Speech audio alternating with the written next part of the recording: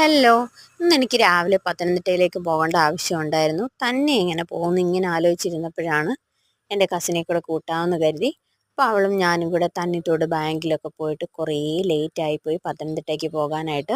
അപ്പം ഞങ്ങൾ ആ കാട് ഇങ്ങനെ അങ്ങോട്ട് കയറി തുടങ്ങിയപ്പോൾ ഞാൻ അവളോട് വീഡിയോ എടുക്കാൻ പറഞ്ഞപ്പോൾ അവൾ എൻ്റെ അടുത്ത് ചോദിച്ചു, നീ എന്തിനാ എപ്പോഴും ഇങ്ങനെ കാടിൻ്റെയും മലയുടെയും ഈ കാട്ടാറിൻ്റെയും മാത്രം വീഡിയോ എടുത്തിങ്ങനെ യൂട്യൂബിൽ പോസ്റ്റ് ചെയ്യുന്നതെന്ന്? നിനക്ക് ബോറടിക്കത്തില്ലേ? കാണുന്നവർക്ക് ബോറടിക്കും.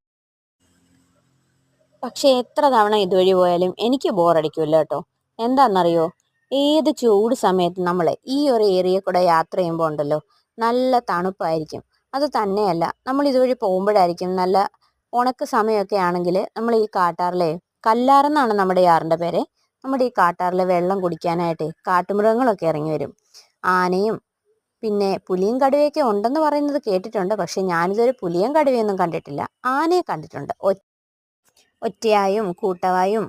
മാത്രമല്ല, കുട്ടിയാനകൾ ഇടയ്ക്കിടയ്ക്ക് കൂട്ടം തെറ്റി വന്ന് ഈ ആറിലിങ്ങനെ നിൽക്കാറുണ്ട്. കാട്ടുപോത്തുണ്ട്, പിന്നെ കാട്ടുമ്ലാവ്, കാട്ടുകേഴ, അങ്ങനെ ഒരുപാട് മൃഗങ്ങളുണ്ട്. പിന്നെ ഏറ്റവും കൂടുതൽ കാണുന്നൊരു ജീവിയാണ് മലയണ്ണാൻ. അത് നമ്മുടെ വീടിൻ്റെ അവിടെ ആണെങ്കിലും നമ്മുടെ തെങ്ങിലെ തേങ്ങയും മുഴുവനും വന്ന് എടുത്തിട്ട് പോകാറുണ്ട്.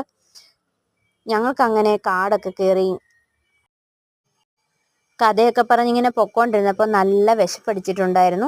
സമയം 1:30 കഴിഞ്ഞു. അപ്പം ഞങ്ങൾ ഓർത്തു നമ്മുടെ ആരണ്യകം കഫേയിൽ കയറിയിട്ട് നമുക്ക് ഊണ് കഴിച്ചിട്ട് പോകാമെന്ന് ഓർത്തു.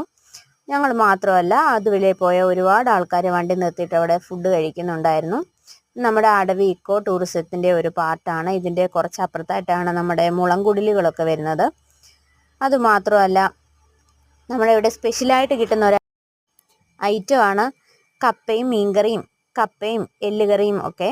അപ്പം ഞങ്ങൾ എന്തായാലും ഊണ് കഴിക്കാനാണ് തീരുമാനിച്ചത്. അങ്ങനെ നമ്മുടെ സോളാർ വേലിയൊക്കെ കടന്ന് നമ്മൾ അകത്തേക്ക് കയറി 2 ഊണ് ഓർഡർ ചെയ്തു. ഊണൊക്കെ കഴിച്ച് ഞങ്ങൾ അവിടുത്തെ ചേച്ചിമാരോട് കുറച്ച് നേരം വർത്താനമൊക്കെ പറഞ്ഞിട്ട് ഞങ്ങൾ നേരെ പത്തനംതിട്ടയ്ക്ക് വിട്ടു. അപ്പോൾ ഇത്രയേ ഉള്ളൂ. Okay, bye bye, Tata.